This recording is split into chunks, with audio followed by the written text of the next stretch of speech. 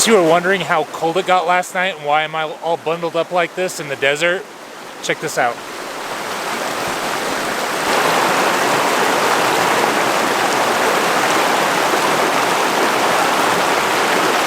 The National Forest Service was introduced when the newfangled automobile was still outnumbered by horse-drawn carriages.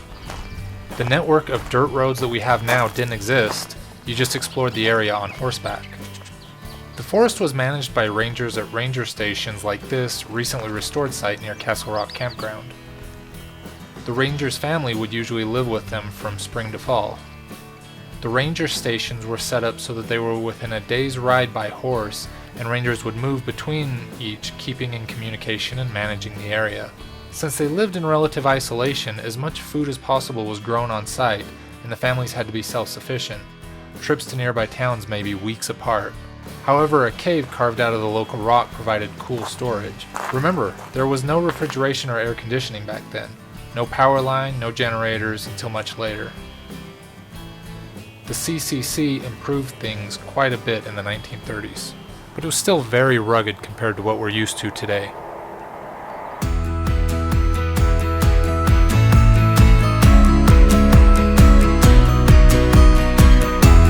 Not all slick rock and deserts down in southern Utah. There's a lot of mountain ranges too, and the views are gorgeous.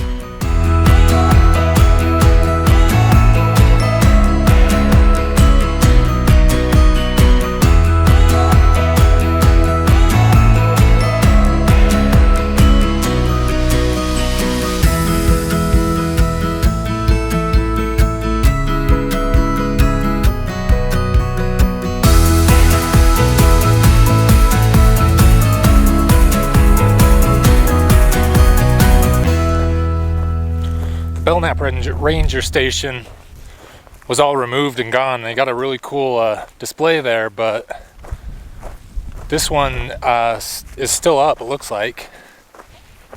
Just saying, there used to be ranger stations all within one day's horse ride of each other, and this one I believe is the Pavant. So let's go see if we can at least get close enough for pictures.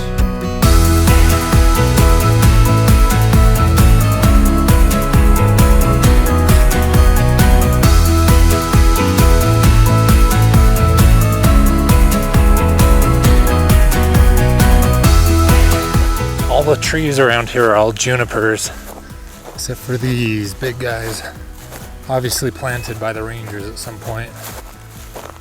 It's kind of a thing of rocks here. Like a driveway. Oh, and it leads around too. I was wondering what all the metal flashing was, but it looks like the woodpeckers have been making holes in this place. Nice big holes. They've been trying to stop it, but they keep getting in. I don't know how long it's been since this was used last. Jesus. Oh, that was a little hawk. Oh, nice. I think it was a little red-tailed hawk or one of those little tiny ones. But this probably hasn't been used since the 80s. 80s or 90s. Just like the other one, there's a garage, the outhouse. Yeah, I don't need to go. Even says men. Wonder if they had options. This probably was the flagpole. That looks just like the horse barn from the other one. Bet that's what that is. That looks just like the horse barn. Kinda cool historic monument though. Or maybe it's not monument, but historic site for those who still know it's here. Thing is, they have been, it looks like it's been cleaned and maintained, just not used.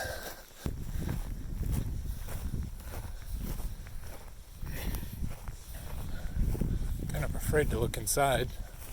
Oh man, look at all the holes pecked out of it.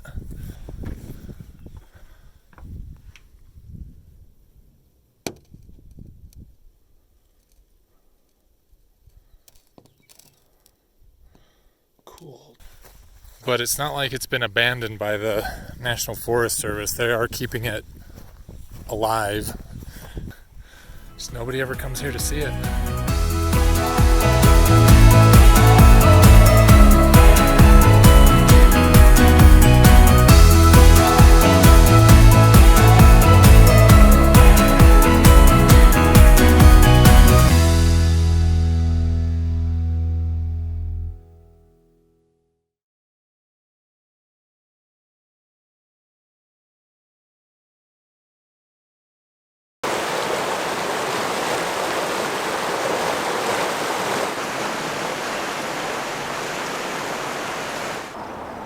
Really see where all this lava that came down solidified and created the columns like you see at Devil's Tower, Wyoming. Clear Creek Canyon is made up of lava and debris flows from the nearby volcanic field, the area that underwent intense volcanic activity between 27 and 19 million years ago. This rock is what all of the petroglyphs of Fremont Indian State Park are carved into. It also created these interesting Tafoni shapes throughout the canyon. 1 to 2 million years after the eruption slowed down, the land west started to stretch into the basin and range, and the early canyon was created. Erosion washed the lava ash and debris into sediments that layered to create the new rock formation that built up until faulting increased the slope, and more intense erosion sliced back down to form the castle shapes around the campground.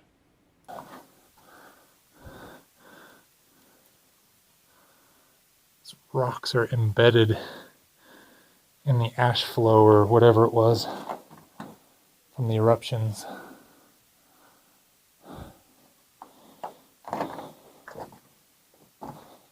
It gives it kind of it's like a bunch of natural concrete.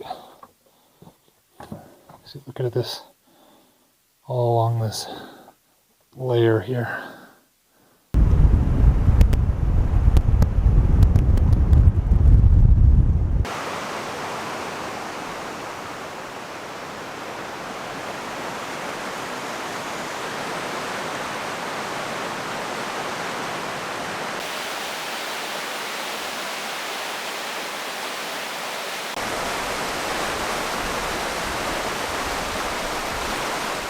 A lot of history alongside this road. Not just Native American, but going to pioneers, prospectors, and it looks like we got some modern spray paint in there too. You can always tell the older pioneer stuff because they wrote their names in old axle grease, which is always that really dark stuff. Sticks around for quite a while too. A close-up of that rock. It's kind of interesting the way it shears off and flakes away. This stuff. Look, there's a lot of weird holes around here. And there was this fly flying around, and now it's stuck like something's holding it in. I think something lives in these holes, and it's trying to pull that fly down right now. Because I tried to get the fly to pick back up, and you can't. Look, something's yanking on him. Don't know what those things were, but they're all over in the sand here. Every now and then when I come near, I see their heads pop back in. Love to see what they look like outside though. Thank God we're not small enough to fall prey to hell monsters that would pull us underground to eat us.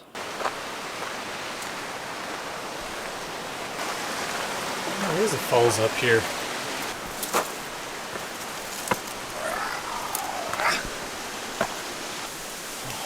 Rope going up higher.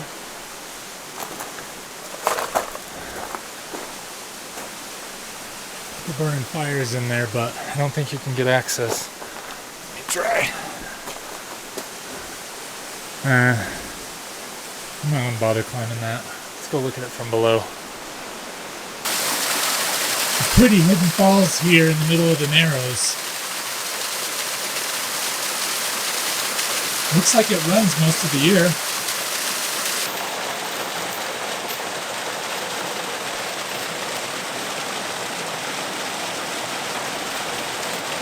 don't think it gets any traffic other than some locals coming up to drink some beers.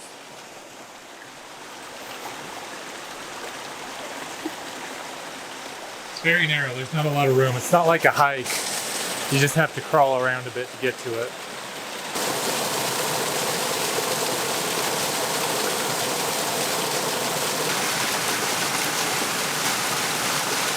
Keystone's coming back with us to go in the garbage.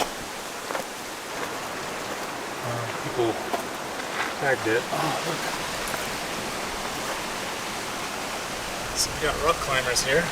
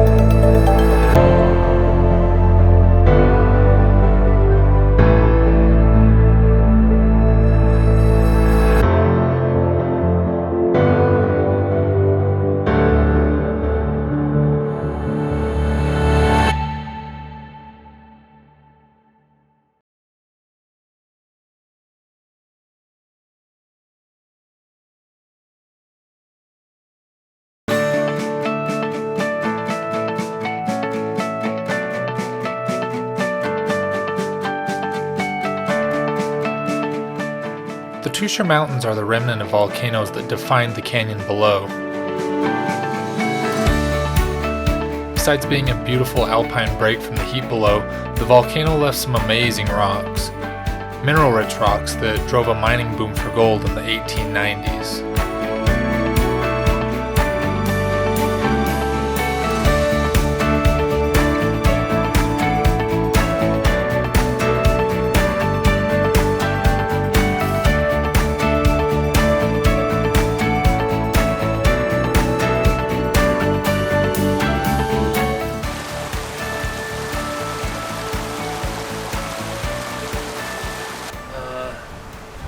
These footprints are there. That guy. Another guy right here. He's a little guy. Seen a lot of these on the drive up. There's some old mines up here, so I wonder if it's part of that or if people are making new mines. I don't know. A lot of mining in this area. This not natural, it's old metal. Up here we got an old foundation. Used to be something here.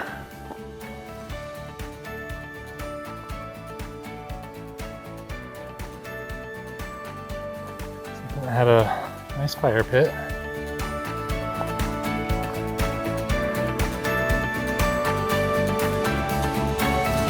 There are more mining camps further up the mountain, not to mention one of the tallest peaks in Utah. But the snow blocked me this time, so that adventure will have to wait for another day.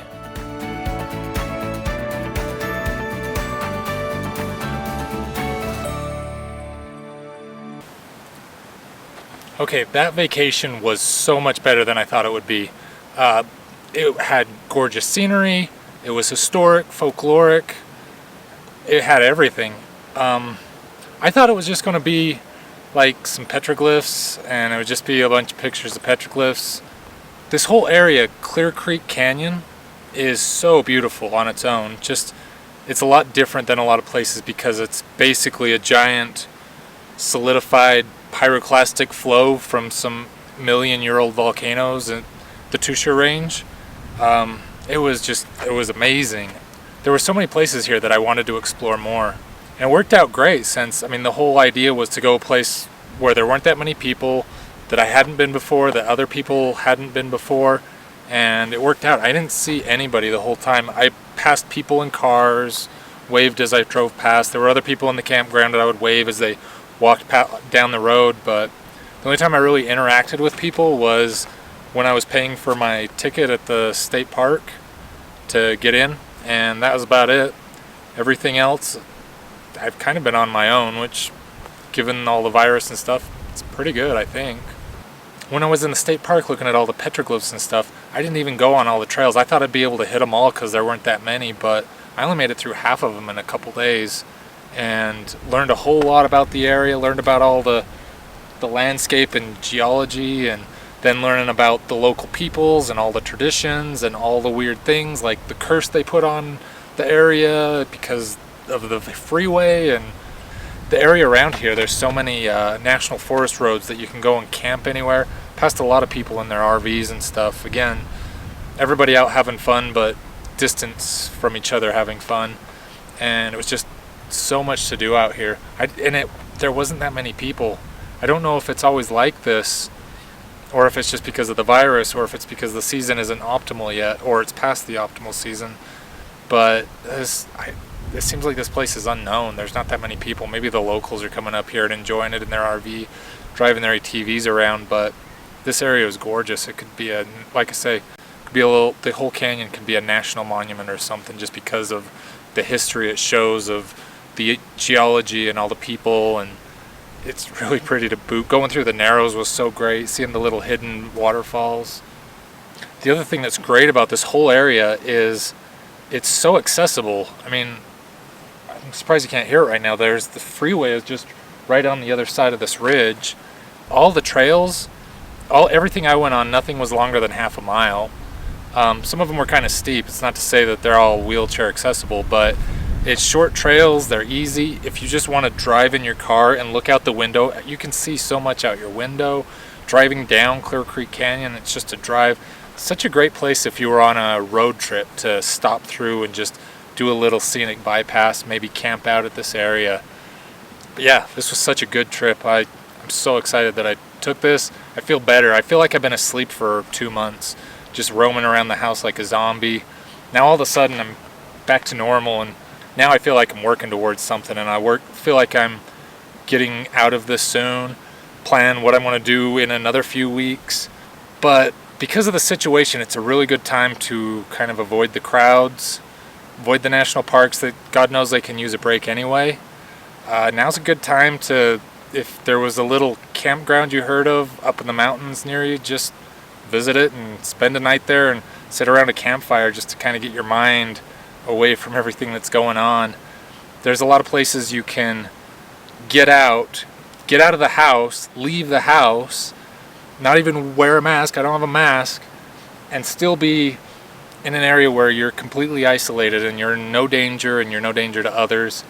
And I think this next few months and the rest of this year is really a time that'll be great to think in terms of getting out and still being isolated and avoiding the crowds and discovering places, because I never would have thought this was this pretty. The thing is, I think this has been really healing, but getting out, it helps your mind to, if you're trapped indoors for too long, it's just like this slow, constant pressure pressing down on you, and it builds up and builds up. And once you get out, wake up a little bit. I'm ready to go back. I'm ready to go and lock myself indoors for another 2 weeks and maybe find another place I can go and just go on a hike or a little overnighter that there's nobody at, and I can just make a fire, sit around it, listen to the birds for a little while, listen to the water for a little while. Just something to help escape for at least a short time. I think we all need that, as a little bit of escape. All right, I gotta go.